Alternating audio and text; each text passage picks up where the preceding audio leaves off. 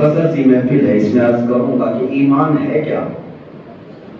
کیا ٹوپی پہننے کا نام ہی ایمان ہے؟ داڑھی رکھنے کا نام ہی ایمان ہے؟ یہ چپے کپے سفید کپڑے پہننے کا نام ہی ایمان ہے؟ ایمان کیا ہے؟ اگر اس کو اسلاف کرام کی زبانوں سے عرض کروں تو یوں ہے کہ اقبال تو یوں کہتا ہے بمصطفیٰ برساں خیش کے دی ہماؤس، اپنے آپ کو رسول اللہ کے قدموں تک پہنچا تو یہی دین ہے، یہی ایمان ہے۔ گر بہو نہ رسیدی تمام ابو لہبیس، اور اگر وہاں تک نہیں پہنچ سکے تو زندگی ابو لہب کی طرح ہے۔ آپ کو نبی پاک صلی اللہ علیہ وسلم قدموں تک پہنچا دینے کا کیا مطلب ہے؟ مطلب یہ ہے کہ تم دنیا میں رہو تو اپنی مرضی سے نہیں، مصطفیٰ کی مرضی سے جیو۔ یہ ایمان ہے۔ تمہارے جسم پر، تمہاری روح پر، تمہارے دل پر تمہاری حکومت نہ چلے، جو حکومت چلے وہ آمنہ کے لال کی چلے۔ یہ ایمان کا تقاضا ہے، ایمان اسی کو کہتے ہیں۔ اور میں نے خطبے کے بعد ایک حدیث بھی تلاوت کی ہے۔ میرے آقا صلی اللہ علیہ وسلم ارشاد فرماتے ہیں تم میں سے اس وقت تک کوئی کامل ایمان والا نہیں ہو سکتا جب تک کہ وہ اپنی خواہشات میری مرضی کے مطابق نہیں کرتا۔ لا یؤمن احدکم حتی یکون ہواہ تبعا لما جئت بہ۔ حضور فرماتے ہیں میں جو دین لے کر کے آیا ہوں میرے تابع جب تک اپنی خواہشات کو نہیں کرتا اس وقت تک وہ مومن نہیں ہو سکتا۔ میاں ایمان یہی ہے۔ اگر آپ یہ سوچتے ہیں کہ میرے کچھ کاموں میں حدیث ڈھونڈوں گا، کچھ کاموں میں قرآن ڈھونڈوں گا، باقی اپنی مرضی سے جیوں گا، تو تم ایمان پہ آئے ہی نہیں۔ ہوتا یہی ہے کہ لوگ یہاں پر مسجدوں میں ایمان والے بننے کی کوشش کرتے ہیں، پھر باہر ان کا ایمان کہاں ہے؟ ہر زندگی کا ہر لمحہ تمہیں پوچھنا چاہیے کہ میرے مصطفیٰ کی مرضی کے مطابق ہے یا نہیں، تب تم ایمان کی لذت کو بھی پالو گے، ایمان کی مٹھاس بھی تمہیں مل جائے گی۔ میں آپ کو بتاؤں سیدنا عمر ابن خطاب رضی اللہ تعالیٰ دسترخوان پر بیٹھے ہوئے اپنے صاحبزادے کے ساتھ، دونوں صحابی ہیں، حضرت عمر بھی صحابی ہیں، ان کے بیٹے بھی صحابی ہیں۔ کچھ بات چل رہی تھی کسی مسئلے کو لے کر اور دونوں اپنی اپنی دلیلیں دے رہے تھے کہ یہ مسئلہ ایسا ہے، باپ اور بیٹے کے درمیان بات چل رہی۔ سیدنا عمر فاروق رضی اللہ تعالیٰ عنہ نے اپنے بات پر دلیل کے طور پر یہ کہا رسول پاک صلی اللہ علیہ وسلم کی حدیث ہے، حضور نے یوں فرمایا ہے اس مسئلے میں۔ بیٹے نے سنا، کہا اچھا رسول پاک صلی اللہ علیہ وسلم نے یوں فرمایا ہے، مگر ابھی انہوں نے مگر ہی کہا تھا، حضرت عمر نے اپنی تلوار نکالی۔ یہ ہوتا ہے، اچھا مولانا حدیث تو ہے لیکن حالات ایسے ہیں، مگر حالات ایسے ہیں۔ حضرت عمر کے بیٹے نے ابھی مگر ہی کہا تھا، حضرت عمر نے تلوار نکال لی، کہا رسول پاک صلی اللہ علیہ وسلم کے فرمان کے بعد کوئی مگر کہتا ہے تو عمر کی چھت کے نیچے اس کے لیے کوئی جگہ نہیں ہے۔ ایمان یہ ہے جو میرے آقا صلی اللہ تعالی علیہ وسلم کی زبان فیض ترجمان سے نکلا، وہ ہماری گردنوں پر ہے، ہمارے دلوں پر ہے، ہماری زندگی پر اس کا راج ہے۔ تب جا کر کے ایمان کمپلیٹ ہوتا ہے۔ اپنے آپ کو حوالے کرو میرے مصطفیٰ کے، نبی پاک صلی اللہ تعالی علیہ وسلم کی مرضی کے مطابق۔ کیا تم کبھی آ کر کے یہ پوچھتے ہو کسی امام سے کہ میری شادی ہونے والی ہے، حضور پاک کی مرضی کے مطابق میں شادی کرنا چاہتا ہوں؟ کیا کبھی یہ سوال کرتے ہو کہ نبی پاک صلی اللہ تعالی علیہ وسلم کے گھر بھی بچے ہوئے، میرے گھر بچہ ہوا ہے تو حضور کو کیسا پسند ہے، میں ویسی تربیت کرنا چاہتا ہوں؟ نہیں، مسئلے تو علماء سے صرف طلاق کے ہی پوچھنے آتے ہیں۔ ہاں، مسئلے تو صرف علماء سے یہی تو، بیوی کو ایسا کر دیا، بیوی کو ایسا کر دیا، پھر پراپرٹی میں جھگڑے ہو گئے تو پھر آ گئے۔ میرے عزیزو، تمہاری زندگی کا پل پل جس کو عشق ہو اپنے نبی سے، وہ ڈھونڈ ڈھونڈ کر کے جائے گا کہ میرے آقا کی مرضی کے مطابق مجھے جینا ہے۔ جس نے یہ عزم کر لیا زندگی میں کہ مجھے جینا ہے میرے مصطفیٰ کی مرضی کے مطابق، وہ تلاش کر کر کے جائے گا۔ میں تمہیں بتاؤں، ایک بڑے بزرگ ہیں امام احمد بن حنبل یا حضرت ابو یوسف، دو میں سے کوئی، وہ کلنگر تربوز کلنگڑا کھانے کو چاہتے بھی تھے، ان کو شوق بھی تھا، اور رسول پاک صلی اللہ تعالی علیہ وسلم کے متعلق سنا بھی تھا کہ حضور نے بھی کھایا ہے، سنت ہے میرے آقا کی۔ لیکن زندگی بھر اس کو دیکھتے تھے، کھا نہیں پاتے تھے۔ شاگردوں نے پوچھا کہ حضور آپ کو پتا ہے سنت بھی ہے یہ کلنگڑ کھانا، اور آپ کو بھی شوق ہے، کھاتے کیوں نہیں؟ فرماتے ہیں اب تک میں وہ طریقہ ڈھونڈ رہا ہوں کہ حضور نے کتنے ٹکڑے کر کے کھائے، وہ طریقہ مجھے چاہیے کہ کھایا تو ہے میرے مصطفیٰ نے، لیکن کتنے ٹکڑے کر کے۔ جس کو حضور سے عشق ہو، محبت ہو، اس کا ایمان یہی ہے کہ وہ اپنے نبی کے مطابق اپنی زندگی کو گزارتا ہے، اپنے آپ کو حوالے کرو۔ حدیث یہی ہے، حدیث کا پوری زندگی کو میں لا کر اس حدیث میں جمع کرنا چاہتا ہوں۔ جب تک ہم اپنی خواہشات کو، اپنی تمام تمناؤں کو نبی پاک کے حوالے نہیں کرتے، ایمان کی مٹھاس نہیں پاؤ گے، ایمان کی لذتیں نہیں پاؤ گے۔ داڑیاں بڑھا لو، ٹوپیاں بڑی بڑی پہن لو، سفید کپڑے خوب لگا لو، لیکن تمہاری طبیعت اگر حضور کی حدیث کو نہیں ماننا چاہتی تو کوئی ایمان ہے ہی نہیں، کوئی ایمان نہیں ہے۔ یہاں تک کہ بات یہ ہونی چاہیے، میں نے دیکھا ہے مصر کی سرزمین پر آج کے حالات، ان کے حالات بہت سارے خراب بھی ہیں کیونکہ یورپ ان پر حکومت کر کے گیا ہے، فرانس وغیرہ، ان کے حالات خراب ہے، فیشنیبل بھی ہیں، لیکن ایک اچھی چیز میں نے دیکھا ہے، مصری لوگ، ایجپشن لوگ جب جھگڑا کرتے رہتے ہیں، بہت مرتبہ دیکھا، دو لوگ جھگڑا کرتے ہیں، قریب ہوتا ہے کہ ہاتھا پائی کی نوبت آئے، چیختے رہتے ہیں ایک دوسرے پر، تیسرا آدمی بیچ میں آتا ہے، کہتا ہے صلو علی النبی، نبی پاک صلی اللہ علیہ وسلم پر درود پڑھو، دونوں ہاتھ پیر چھوڑ دیتے ہیں اور حضور پر درود پڑھنے لگتے ہیں۔ کتنا بھی سخت جھگڑا ہو، میں نے دیکھا ہے، ہاں ہوتا یہ ہے کہ درود پڑھتے ہیں، تھوڑی دیر کے بعد پھر جھگڑتے ہیں، اور تیسرا آدمی پھر کہتا ہے صلو علی النبی، یہاں تک کہ جب تک جھگڑا ختم نہیں ہوتا وہ تیسرا آدمی بار بار درود پڑھاتا ہے، جھگڑا ختم ہو ہی جاتا ہے۔ میں نے یہ چیز کو کئی مرتبہ دیکھا میرے عزیزو، یہ اس بات کا تقاضا ہے کہ جھگڑا اپنی جگہ پر، نام مصطفیٰ کا مقام اپنی جگہ، جب رسول پاک کا نام آ جائے اپنی ساری خواہشات ختم کرو، اپنی ساری مرضی چھوڑ دو، نفس کچھ بھی چاہتا ہو لیکن میرے مصطفیٰ کا نام آئے تو ادب آ جائے۔ یہ ایمان کا تقاضا ہے، ایمان کا تقاضا۔ کچھ لوگوں کی بخشش صرف اس بات پر ہوئی ہے کہ انہوں نے اذان سن کر کے اپنے کام چھوڑ دیے تھے، صرف اس بنیاد پر ان کی بخشش ہو گئی کہ جب اذان میں اللہ اس کے رسول کا نام آ رہا تھا، انہوں نے ادب کے ساتھ اپنے کام کاج چھوڑ دی، اپنی مرضی نہیں چلائی۔ ایک بزرگ کے متعلق پڑھا تھا، وہ لوہے کا کام کرتے تھے، لوہے کو آگ میں تپایا جاتا ہے، اور جب لوہا لال ہو جائے آگ میں تب ہتھوڑا اٹھا کر اس کو پیٹ پیٹ کر کے اس کو نقش دیا جاتا ہے، اور لوہار جانتا ہے تھوڑا سا بھی اگر وہ لوہا ٹھنڈا ہوا تو پھر نقش نہیں بنے گا۔ گرم تپایا ہوا لوہا جب ہتھوڑا اٹھا کر وہ مارتے، ابھی کندھے تک ہتھوڑا اٹھائے ہوئے ہیں، اذان کی آواز آئی، ہتھوڑا پیچھے ہی پھینک دیتے، پھر کہتے اس کے بعد میری مرضی نہیں، اب اللہ اس کے رسول کا نام آ گیا۔ اپنے حلال کاموں کو جب وہ چھوڑ دیتے تھے، میرے عزیزو، لوہے کا کام کر کے کما کر کھانا حلال ہی تو تھا، حلال کام کو چھوڑ دیتے، تو پھر جب نبی پاک کا نام آ جائے تو حرام کاموں سے کیوں نہیں بچ سکتے؟ ایمان کا تقاضا تو یہی ہے۔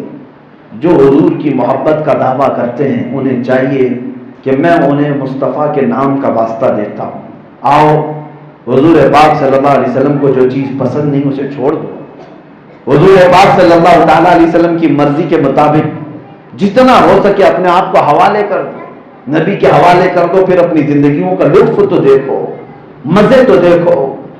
سیدنا ابو بکر صدیق رضی اللہ تعالیٰ عنہ کے دربار میں چلتے ہیں، ایمان کسے کہتے ہیں؟ ایمان دیکھیں، ایمان کی حلاوت۔ کبھی ایسا ہوتا ہے نا ہماری زندگیوں میں بھی معاملات ایسے آ جاتے ہیں، میں آپ کو بتاؤں، کبھی ایسا آئے تو سمجھ لینا کہ تمہارا امتحان چل رہا ہے، جھگڑا چل رہا ہے تمہارے بھائی کے ساتھ پراپرٹی کو لے کر، جائیداد کو لے کر، تمہاری بہنوں کا تمہارا معاملہ چل رہا ہے۔ آپ لوگوں کے مشورے سے، بلکہ اپنے ایمان کا تقاضا یہ تھا کہ آپ کسی عالم کے پاس گئے، مفتی کے پاس گئے، مسئلہ پوچھا، اس عالم دین نے یا مفتی شرع نے اپنے پیٹ سے نہیں، اللہ کے رسول کی حدیث سے تمہیں بتایا تمہارا یہ ہے، تمہارا یہ ہے۔ بات ہو گئی. کس کی بات آئی؟ مولوی کی نہیں، مصطفیٰ کریم کی بات آئی. اب تمہارا امتحان ہے. تم نے اگر وہاں پر یہ کہا ایسا کیسے ہو سکتا ہے، اس کو اتنا مل جائے مجھے اتنا، تمہارا ایمان نہیں ہے. تم مولوی کی بات مت سمجھو، یہ مولوی کی بات نہیں، وہ نقل کر رہا ہے تاجدار مدینہ کی بات. اگر اطمینان نہیں ہے تو چیک کر لو حدیث کو جا کر کے کیا یہ صحیح ہے، اور اگر حضور کا فرمان مل گیا ہاتھ پیر چھوڑ دو. اب اپنی خواہشات کو ختم کرو، یہی ایمان ہے. کئی جگہ زندگیوں میں ایسے معاملات آتے ہیں، تمہارے سامنے اگر حدیث آ گئی، میرے عزیزو یہ سب ہمارے تمہاری باتیں تو چھوڑو. امام اعظم ابو حنیفہ رضی اللہ تعالی سراج الامہ، جن کا مقام یہ ہے کہ جہاں وہ دفن ہے 4000 ختم قرآن کیا انہوں نے، 5 لاکھ سے زیادہ حدیثیں انہیں یاد تھی، 1000 سے زیادہ محدث شاگرد پیدا کیے، 80,000 سے زیادہ مسئلے حل کر کے دیے پوری امت کو. بڑا احسان ہے، بڑے امام ہیں. نیکیوں کا حال یہ ہے کہ کئی سالوں تک تو عشاء کے وضو سے فجر کی نماز ادا کرتے، سب کچھ ہے اپنی جگہ پر، لیکن جانتے ہو اپنے شاگردوں سے کیا کہتے ہیں؟ ابو حنیفہ کی لکھی ہوئی کتابیں ہیں یا میرے بتائے ہوئے مسئلے ہیں، قرآن و حدیث سے ہی ہیں، قرآن و حدیث سے ہی ہیں. لیکن اگر میرے بتائے ہوئے مسئلے کے خلاف رسول اللہ کی کوئی حدیث آ گئی تو شاگردوں کو وصیت کیا، کہا رسول کا فرمان لے لینا، ابو حنیفہ کے مسئلے کو دیوار پہ مار دینا، میری بات کو دیوار پہ مار دینا، حضور کی حدیث کو پکڑ لینا. یہ ایمان ہے. یہ نہیں میں جو بولوں اسی پہ چلتے رہنا، میں جو کہوں وہی شریعت ہے. نہیں، میری بات کے بعد اگر کہیں سے بھی رسول پاک کی حدیث تمہیں اس کے الگ ملے، حضور کی بات کو لے لینا، میری بات کو چھوڑ دینا. ہمارے اسلاف نے ایمان ہمیں یہ سکھایا ہے. وہی میں بات عرض کر رہا تھا حضرت ابو بکر صدیق کی. آؤ امتحان کیسا ہوتا ہے.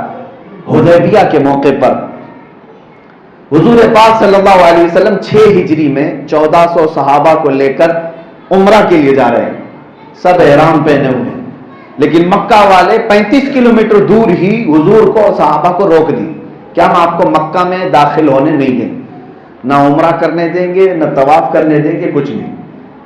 ایسی حالت آ گئی کہ جنگ ہونے جیسے تھے حالات. جنگیں تو چلی رہی تھی. 2 ہجری میں جنگ بدر ہوئی، پھر جنگ احد ہوئی، جنگ خندق ہوئی. اس کے بعد یہ معاملہ تھا. بڑی بڑی جنگیں مکہ والے اور مدینے والوں کے بیچ ہو چکی تھی. 6 ہجری کو حضور عمرہ کے لیے جا رہے تو مکہ والے خار کھائے ہوئے تھے، روک دیا، راستہ روک دیا. اب حالت ایسی کہ سارے صحابہ احرام میں عمرہ کے لیے آئے. حضور پاک صلی اللہ تعالی علیہ وسلم نے حالات کی نزاکت کو دیکھا اور مکہ والوں کو بلا کر کے کہا چلو ہم صلح کرتے ہیں، جنگ نہیں کرنا چاہتے. اللہ کے گھر آئے تھے، صلح کرتے ہیں. مکہ والے تیار ہو گئے کہ صلح کر لیں گے، جنگ نہیں ہوگی. لیکن کن باتوں پہ صلح ہو رہی تھی؟ مکہ والوں کی شرطیں تھیں کہ اس سال آپ یہیں سے واپس جائیں گے اور احرام یہیں کھولیں گے، ہم مکہ میں انٹر ہونے نہیں دیں گے، اور دوسرے سال آئیں گے بغیر ہتھیار کے آئیں گے. پھر کئی شرطیں ایسی تھیں ان کی کہ ہمارے جو مدینے میں ساتھی لوگ ہیں آپ ان سے چھیڑ چھاڑ نہیں کریں گے، اور پھر اگر ہمارا کوئی آدمی بھاگ کر مکہ سے مدینے آئے گا تو ہمیں واپس کر کے بھیجیں گے، اور مدینے سے کوئی آئے گا تو ہم واپس نہیں کریں گے، ہم اپنے پاس رکھ لیں گے. یہ زور زبردستی کی شرطیں تھی. سب رسول اللہ مان رہے تھے. حضور پاک صلی اللہ علیہ وسلم نے سب کو مان لیا، ٹھیک ہے، یہ بھی ٹھیک ہے، یہ بھی ٹھیک ہے. یہاں تک کہ صلح نامہ جو لکھا جا رہا تھا اس پہ سب سے پہلے ورڈ تھا من محمد رسول اللہ الی رؤساء قریش. محمد رسول اللہ کی طرف سے قریش کے سرداروں کے بیچ یہ ایگریمنٹ ہے.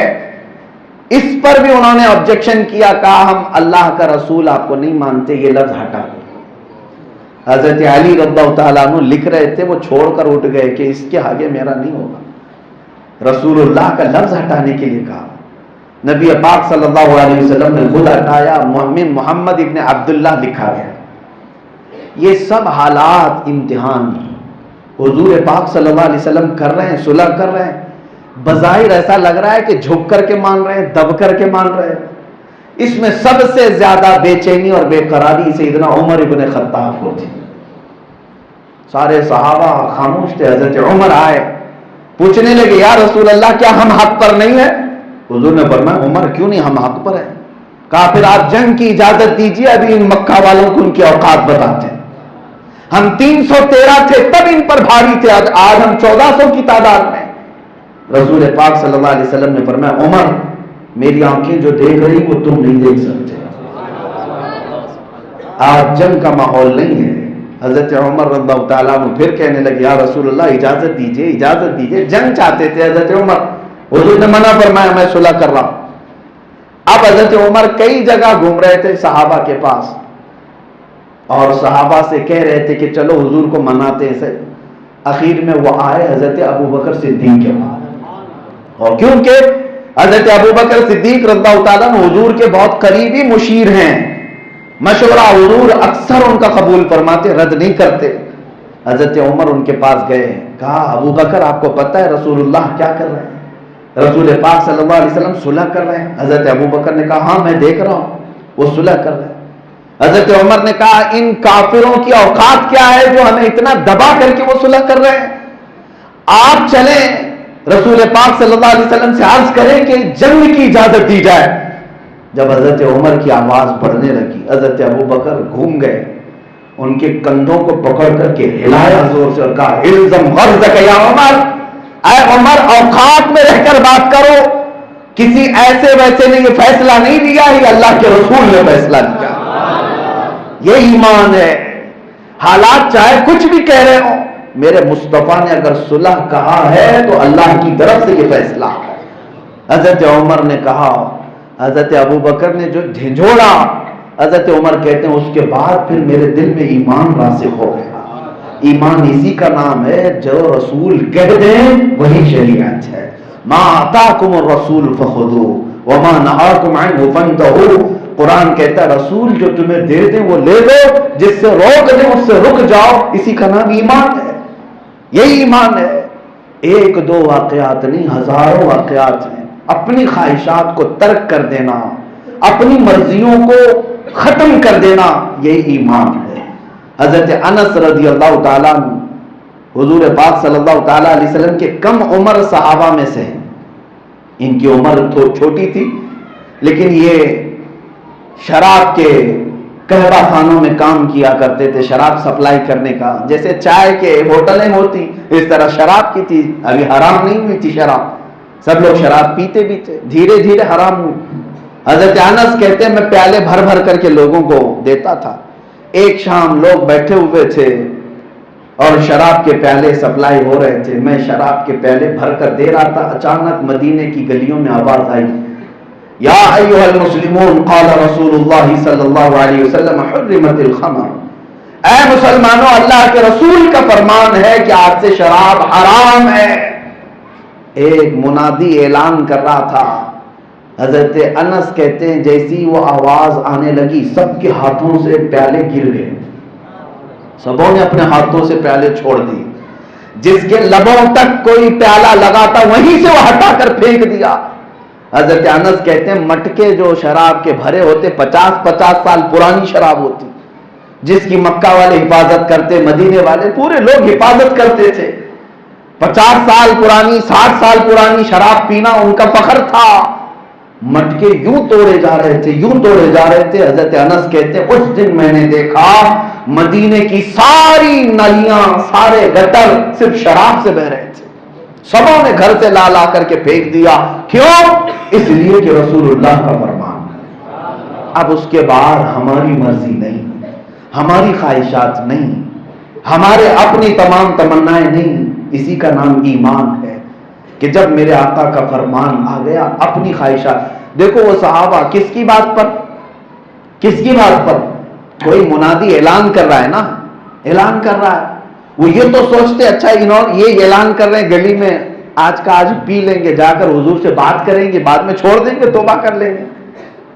حضور سے جا کر کے ملاقات کر کے معلوم کر لیں گے مسئلہ کیا ہے، اس کے بعد چھوڑ دیں گے؟ نہیں، میرے آقا کا فرمان آ گیا، اگر مگر صحابہ نہیں کرتے تھے۔